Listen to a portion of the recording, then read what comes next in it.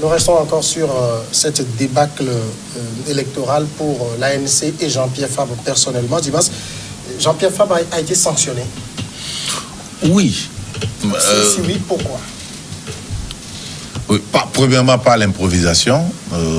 C'est, comme je l'ai dit, c'est un parti qui navigue à vue, un leader même qui navigue à vue. Et ce qui s'est passé aussi, le défaut, ça a relevé plutôt le défaut d'une organisation de l'opposition. Ce qui s'est posé comme problème, c'est un problème organisationnel. Comment l'opposition s'est organisée? C'est ça le problème. Savoir s'organiser. Elle est plurielle, cette opposition. Non, je parle de Fabre particulièrement. Alors, comment l'ANC s'est organisée pour aller à cette élection-là? Il y a ce problème. Et donc, ce problème, il entraînait toujours comme un boulet depuis. C'est toujours l'improvisation. Vous avez vu en 2015 ou 2010, je pense, ils ont fait toute une semaine sans campagne. C'est dans la deuxième semaine de campagne qu'ils sont sortis. Et ici, ils pensent que mais c'est déjà acquis. Mais si celui qui est déjà au pouvoir, si celui qui a les moyens d'État, après tout, quoi qu'on dise, il est le chef de l'État, il a les moyens d'État, on ne peut rien. Maintenant, si celui-là s'est levé très tôt, mais comment vous qui voulez conquérir le pouvoir, vous dormez sur vos... Oui, mais Dimas, il faut quand même relever que le pouvoir n'a pas joué franc jeu. Parce que, la loi demande que l'État finance les partis politiques. On a attendu. Nous aussi, le contrat qu'on a signé avec la CENI, on ne nous a pas payé. Au niveau de la presse, on nous a payé. On a attendu. Non, mais c'est le lieu de on ne nous a pas payé.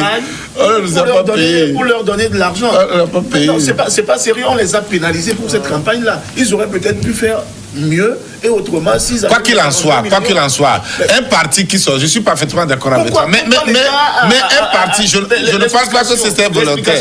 Je ne pense pas que ça peut être volontaire. Que j'ai entendu, c'est comme a dit quand j'ai demandé à des responsables au gouvernement, des gens dans le gouvernement m'ont dit que c'est parce que le ministre des Finances était à l'intérieur du pays et la chaîne de signature n'a pas suivi. Moi, je pense pas que c'est l'explication officielle.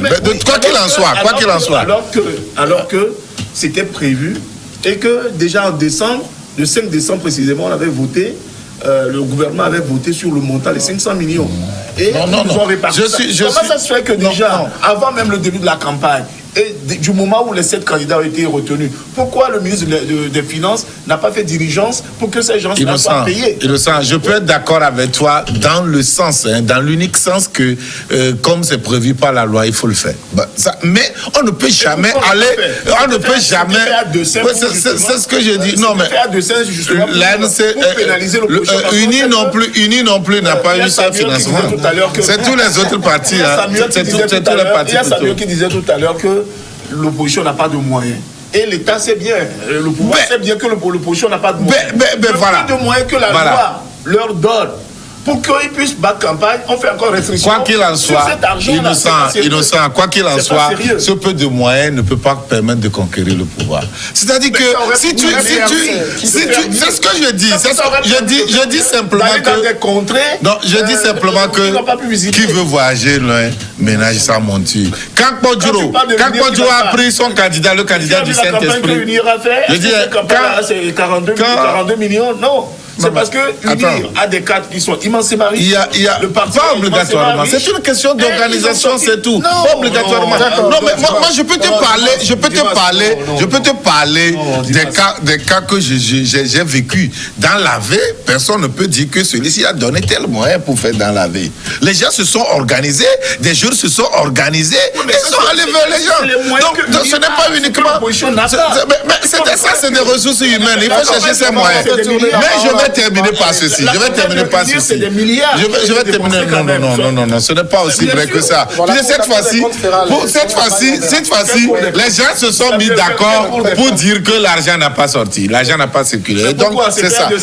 Mais c'est pour dire ceci. Si tu veux conquérir le pouvoir, tu ne peux pas attendre à ce qu'on te donne les moyens de l'État pour venir conquérir le pouvoir. D'accord. Il faut toujours chercher des moyens et aller conquérir le pouvoir. Le moyen de l'État, la subvention de l'État ne vient qu'en appui. D'accord. Oui, il faut s'organiser. 42 millions, c'est rien pour les campagnes électorales de 2 semaines, même si j'aurais préféré qu'on les donne. Pour que je ne vais pas citer des noms, certains candidats puissent aller quand même battre campagne, parce qu'il y en a qui se sont sentis obligés de faire du porte-à-porte. Parce que UNI a fait porte-à-porte. oui, mais ce n'est pas un choix par défaut. Et puis unir, ce que nous oublions souvent, unir le pouvoir de nomination. Et donc les gens montrent du zèle. Les gens dépensent de l'argent. Parce qu'en contrepartie, ils veulent être nommés. Il y en a qui ont de l'amour aussi, on ne peut jamais l'écarter. Donc, les gens, à cause du pouvoir de nomination, les gens... Il faut regarder la campagne du commissaire dans la plaine de Meaux. Et puis, c'était le plus grand score de UNI, 99%. Et quand je me suis documenté, je me suis renseigné, excuse-moi, et quand je suis renseigné, j'ai vu que le commissaire de l'OT, il a sorti vraiment des moyens énormes dans la plaine de Meaux. Donc c'est ce qui est vraiment assez extraordinaire, où il y a 2 poids 2 mesures. Dans le même temps qu'on ne donne pas 42 millions, il y a des gens seuls qui ont dépensé plus de 42 millions. Mais en même temps, vous n'êtes pas là pour pouvoir... Quel cours des comptes? Il y a la chambre 3 de la Cour des comptes qui s'occupera de ça. Revenons à ce que je disais, il y a aussi les fonds spéciaux, ce que les gens appellent faussement les caisses noires. Les fonds spéciaux sont des fonds politiques, où on peut débourser ça. C'est pas illégal, ce n'est totalement pas illégal, pour faire campagne. Puisque vous êtes au pouvoir, c'est l'avantage d'être président sortant. Donc, il y a ça. Mais l'autre chose, là où je voulais chuter, c'est que j'ai aimé la façon dont l'ANC a reconnu sa défaite. Et moi, je disais que... Bon, ben, est-ce qu'ils avaient réellement le choix? Non, mais ils pouvaient se taire aussi. Et puis, ils pouvaient faire comme le CAR en 2010. Nous dit, nous sommes 3e et nous ne connaissons pas le premier et le deuxième. Le CAR l'avait fait. L'ANC également pouvait le faire. Que nous sommes 3e et nous ne connaissons pas le premier et le deuxième. Mais ils ont profité, reconnaître leur défaite, quelque part pour dire, avant, si nous ne le reconnaissons pas, et si nous ne la reconnaissons pas, c'est parce que nous pensons avoir gagné la première chose. Secondo, on dit, tu as dit à midi, tu vas ramener. C'est vrai, il a déjà dépassé midi, mais on reconnaît que c'est toi qui es en tête. Et puis, voilà, de toute façon, ils n'ont même pas dit ils n'ont pas dit qu'ils sont en tête. Ils ont dit que c'est... Ah bon, ensemble avec UNI. Ensemble avec UNI. Sans dire c'est le premier, bien sûr. Ils ont placé Agbeomé à tête et l'autre. Et UNI. En seconde position. Vous verrez que même dans les savanes, Adi a perdu du terrain. Adi maintenant c'est 2%. C'est pour dire que tout ce qui était dans la C14, ils ont baissé auprès de l'électorat. Pour finir, moi je pense que, contrairement à ce que les gens disent, l'ANC n'est pas fini. L'ANC peut finir, mais tout dépend de la manière dont ils vont gérer cette période. S'ils continuent, eux, à demander que Agbeomé réclame la victoire, les gens vont les traiter de jaloux, les gens vont les traiter d'aigris. Et on n'aime pas les gens. D'abord, on n'aime pas les perdants. Et ensuite, on n'aime pas les jaloux, on n'aime pas les aigris. Et secondo, je crois qu'il faut transformer ce parti-là. Ils ont l'avantage d'être représentatifs sur l'état du territoire. Ils ont des bureaux, des fédérations et consorts. Contrairement à Agbeomé Kodjo. Et contrairement à Agbeomé Kodjo, c'est un parti qui est allé. Ici, vous verrez que quelques temps après, la CDPA va vouloir reprendre son indépendance. Et on ne le souhaite pas. Mais Monseigneur Bodjo est plus proche de sa tombe que de son berceau. Et donc, vous verrez que leur dynamique là va s'éclater très rapidement. Et si l'ANC arrive à gérer cette période-là, en attendant le retour peut-être d'Achadam, c'est lui qui va se repositionner comme le principal challenger, je parle du parti, pas forcément de Jean-Pierre Fabre, comme le principal challenger à Fonya Simbe ou à Uni. Moi, je ne vois pas l'ANC rebondir, parce que ce parti, à moins que l'ANC fasse réellement une introspection pour faire une mue totale. Mais avec les mêmes têtes, ça ne marchera pas. Parce que c'est un problème de tête. Ah oui, c'est un problème de tête au niveau de l'ANC. C'est un problème de tête. Donc, avec les mêmes têtes, ça ne marchera pas. Vous avez vu ce que UNI a fait? Oui, UNI a fait une mue totale. Et vous avez vu ceux qui sont devant? Mais ils n'ont pas toutefois abandonné les anciens, mais ils ont fait plutôt un alliage parfait.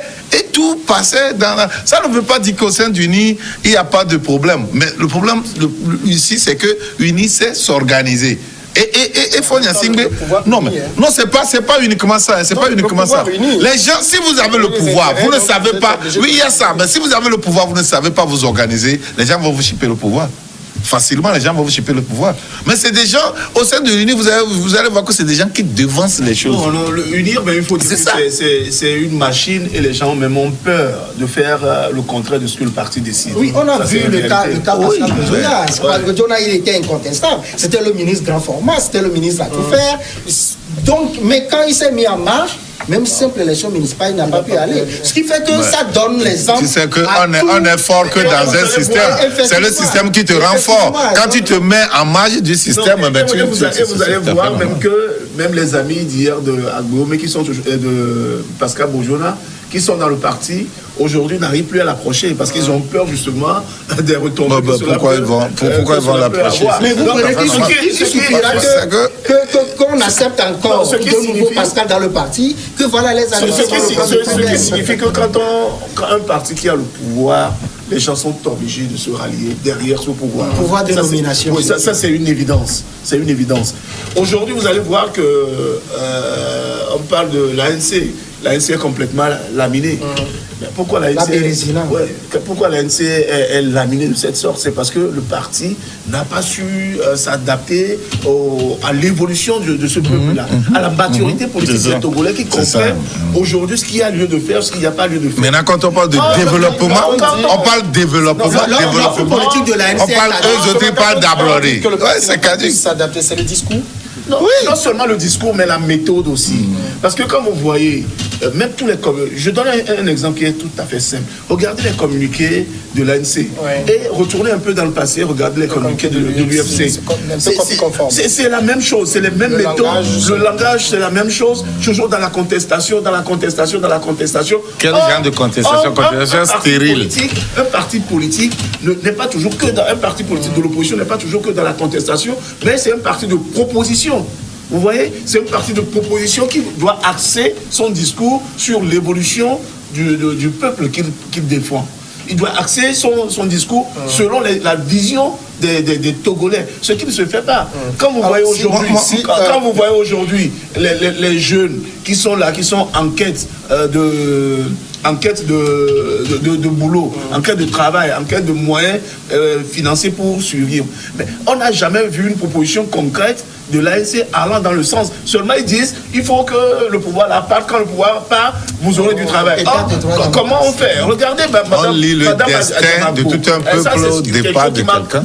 Considérablement déçu. Regardez Madame Adjamagbo à la télé, quand il représentait son candidat. Mais le journaliste Gaëtan et Gerson lui posaient des questions sur le programme et surtout quand ils sont arrivés au niveau des finances, sur la fiscalité. Mais elle dit simplement que non, ils vont avoir des techniciens qui vont plancher sur le truc. Et mais Gaëtan lui dit, mais comment vous allez faire concrètement? Explique-nous. Il dit, mais elle est politicienne, c'est pas son domaine. Bon, elle est politicienne, c'est pas son domaine. Quand même, elle est juriste, mais elle n'est pas fiscaliste. Donc, elle peut ne pas donner des détails là-dessus. À gouverner, il doit avoir quand même des notions, ne serait-ce plurielles. Notre constitution, l'article 77, dispose que le gouvernement ou énonce que le gouvernement dispose de l'administration. C'est pour dire oui, c'est vrai, elle est politicienne, elle n'a pas forcément à maîtriser la fiscalité au-delà. Il y a des cadres. Non, je vais en venir. Je vais défendre son candidat. Oui. Comment est-ce qu'elle n'a pas de question? Je vais en venir. Donc, une fois au pouvoir, il y a les cadres de l'administration qui doivent s'occuper de ça. Sauf qu'ici, c'est là où c'est ce que j'appelle méthode, les vieilles méthodes. Quand vous venez dans un débat, vous avez vu le débat entre Macron et la dame Le Pen. Le Pen a perdu une partie de son électorat à cause de ça. Elle a été laminée. Quand vous venez, prenez des spécialistes. Les BABA, il faut les avoir. On ne vous demande pas des choses pointues. Dites, nous ferons ceci, nous ferons ceci. D'ailleurs même, qu'est-ce qui dit que les téléspectateurs maîtrisent ça? Mais quand vous venez et vous avouez vaincu, vous ne maîtrisez pas ça, ça passe mal. J'avais a dit ici sur ce plateau que les gens veulent être président de la République, mais sont incapables de vous donner la situation géographique des garnisons que nous avons au Togo. Mais comment est-ce qu'on peut vous prendre au sérieux? Alors en même temps, et c'est la dernière question sur la question de Jean-Pierre Fabre, je ne sais plus si c'était 38 ou 30, en tout cas le pourcentage de 2015. C'est 35%. Pour Jean-Pierre Fabre. 35%. Je ne sais pas. C'est abyssal. Jean-Pierre Fabre a toujours politiquement reculé. Vous avez vu, au niveau même de l'Assemblée nationale, ils ont quitté l'Assemblée nationale pour venir se réfugier dans une mairie, quelque part à Lomé. Vous voyez? Et donc, c'est terrible, non, mais c'est terrible, quoi. Dans l'ironie, tu es terrible dans l'ironie. En principe, ils doivent quitter la mairie pour la députation. Et c'est comme ça. Mais quand on quitte l'hémicycle pour venir se réfugier dans un coin de mairie, de municipalité, où ils cherchent même de bureaux jusqu'à maintenant, c'est quelque chose. Des forces spéciaux, contrairement aux députés. Mais attends, disposer des forces spéciaux, ça ne veut pas dire qu'on a la même mise sur les forces de sécurité du pays. Le député non plus.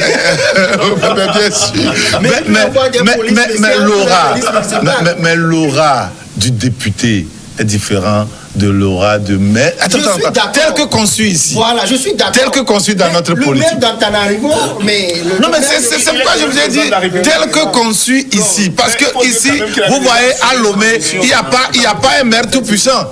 On aurait pu avoir un maire tout puissant à Lomé que vous allez voir. Voilà.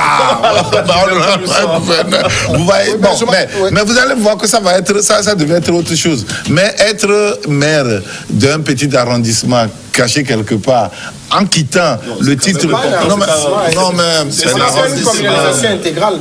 Quelle communalisation intégrale? Laissons ça de côté là. C'est un petit truc là. Quand on quitte le chef de file de l'opposition pour venir se réfugier dans. C'est peut-être l'humilité qu'on leur reproche. Non, ça c'est pas ça l'humilité.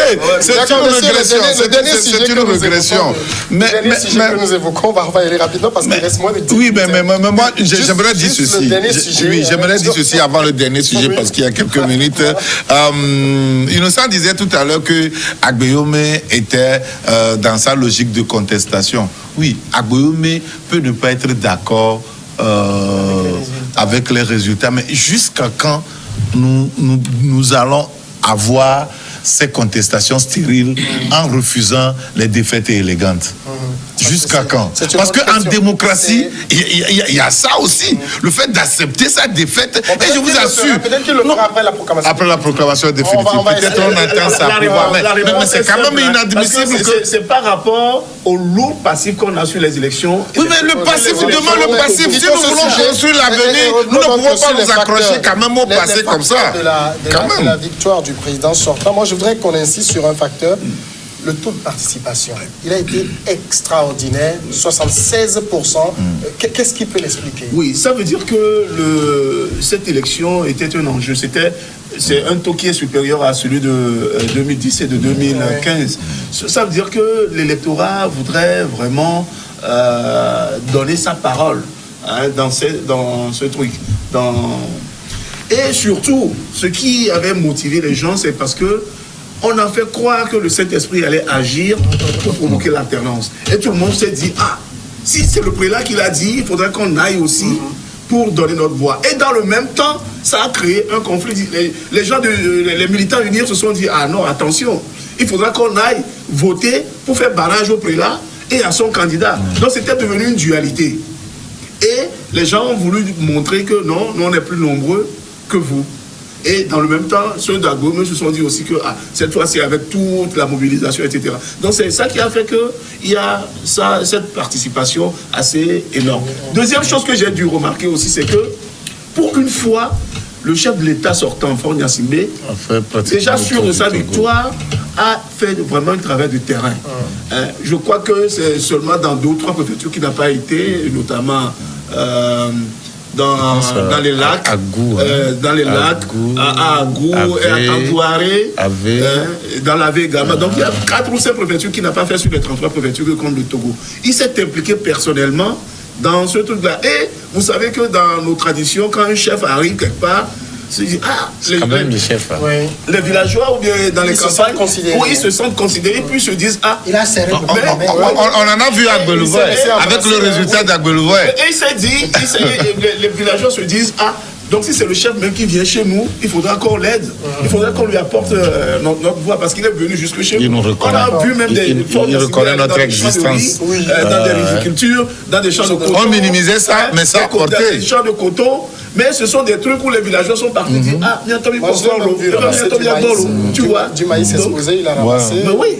Donc il a dit, les gens vont se dire, ils vont raconter au village que même lui-même il est venu nous a parlé que finalement c'est un homme quand même qui est simple. Vous voyez, donc ça a joué déjà sur l'élection. Chalévi simple. Non, mais moi, je vois aussi, en plus de tout ce que mon cher ami a dit, il y a le travail abattu sur le terrain, surtout par les nouveaux maires. Ça a ramené, ça a ramené le pouvoir au niveau de la base. Vous voyez, ça a ramené la politique au niveau de la base. Pendant longtemps, la politique a fui la base. Pendant longtemps, c'est des gens qui quittaient Lomé pour aller dans ces régions-là. Alors, ils peuvent se lever le matin et attendre. On dit qu'ils vont arriver à midi. À midi, ils ne viennent pas 14h, 15h. Ils viennent, ils bombent les tosses. Ils viennent avec leur véhicule pompant et puis ils font le gros dos et puis ils repartent. Mais cette fois-ci-là, c'est à la base. Ils ont formé des équipes sur le terrain. On vous dit que c'est vous qui devez atteindre ces objectifs-là. Et à chaque fois qu'on met l'homme devant sa responsabilité ou qu'on lui confie une responsabilité, une campagne et puis ça a apporté. Et c'est ça qui a mobilisé les gens. On a été auprès des gens qui vraiment, qui vraiment avaient oublié même qu'on devait choisir à des moments donnés un chef d'État. Oui, ils avaient oublié parce que ça ne leur prenait pas. Mais après le travail là, ils ont su que donc comme vous êtes venus vers nous, on va le faire. Et les promesses venaient sur le champ, on va le faire. Vous voyez, donc c'est ça, ça a apporté. Si la définition très populaire de la démocratie, c'est le gouvernement du peuple, par le peuple, pour le peuple, on peut considérer que cette élection, le peuple y a pris part. Oui, on peut le dire. Mais en même temps, avant d'approfondir, que ce soit 15% ou 12%, ceux qui n'ont pas choisi subiront le choix de ceux qui ont choisi. C'est ça. Il va falloir qu'on le comprenne. Même dans les pays où le vote blanc est reconnu, quand vous n'allez pas choisir, vous subissez le choix de ceux-là qui ont choisi. C'est pourquoi il ne faut jamais cesser de dire que le droit de vote, c'est à la fois un devoir et un droit. Et donc, il faut l'exercer. Autrement, vous n'avez, excusez-moi l'expression, que la fermer. Maintenant, si on ne veut pas faire la politique te fait. Voilà. Maintenant, revenant à ce taux, cela s'explique d'abord par l'enjeu. Jérôme disait que... Anani disait que Faure était sûr de sa victoire. Oui, même le professeur Boulou était sûr de sa victoire. Mais... contrairement à... Non, oui, mais quand on parle de Dieu, on a mis Dieu dedans. En tout cas. Mais contrairement à 2017-2015, il y a un facteur, c'est le Saint-Esprit, ou supposé comme tel. Et donc, je ne sais pas pourquoi qui a convoqué le Saint-Esprit dans le scrutin. C'est pas Djuro qui l'a amené premièrement. C'est pas Djuro qui l'a amené. Inspiré. La belle réplique de Foy Yassimbe qui a parlé du sang de Jésus. Et là, je me suis dit, oulala, et les musulmans ne sont pas. Il y a également ça. Donc, ça fait que quand le religieux entre en facteur, les gens oublient parfois la norme ou la réalité. La raison. Donc, la raison. Donc, on se dit, c'est possible d'écraser la machine du Nil. Ça fait que certains... Ouais, mais on a même entendu sur Radio Victoire, j'ai même entendu le soutien du candidat du Saint-Esprit, le président du BAC. Chaque fois, lui, il est toujours dans les nuages. Qui a justifié avec des versets bibliques le choix du candidat, et même, il a justifié même le chiffre 7. Souvent, c'est un illusionniste. Il a même justifié le chiffre 7 donc, il est toujours dans les nuages. Les gens ne savent pas qu'entre la foi, entre la foi et la politique, il y a hiatus. La politique, c'est mathématique. Pour gagner une élection, c'est mathématique. Oui, c'est mathématique, c'est technique. Il faut être sur le terrain, il faut être présent. Comment est-ce qu'on peut dire que le Saint-Esprit va agir? Est-ce que le Saint-Esprit va aller voter dans tous ceux qui se sont levés, se sont adossés à cette histoire de Saint-Esprit et ont échoué, ce sont tous de faux prophètes. Ces gens seront devant leur amener à leur position. Le raisonnement de Danani, Soso, c'est un raisonnement que l'on pouvait entendre dans le milieu qu'on peut qualifier d'intellectuel. Et c'est ce qui nous avait trompé au début. Au début, je pensais que Agbeomé ne pouvait pas dépasser Jean-Pierre Farah. Mais c'est oublier le fait que la majorité des électeurs de l'opposition également comme du pouvoir ne sont pas forcément des intellectuels. Ce sont pas des gens qui ont accumulé des masters par ici. Même s'ils sont des intellectuels, ils ne maîtrisent pas beaucoup de choses dans la réalité politique. Voilà, et donc, vous verrez qu'ils ont facilement cru au fait que c'est sous l'inspiration divine que Monseigneur a choisi un Agbeomé et qu'au finish, c'est le Saint-Esprit qui va nous donner l'alternance. Donc ça a mobilisé, et de l'autre côté également, UNIR a mobilisé énormément dans cette. Merci à Belclusé, Dimas Dikodo et Analine Soso. Merci à vous tous aussi de nous avoir suivis et à demain.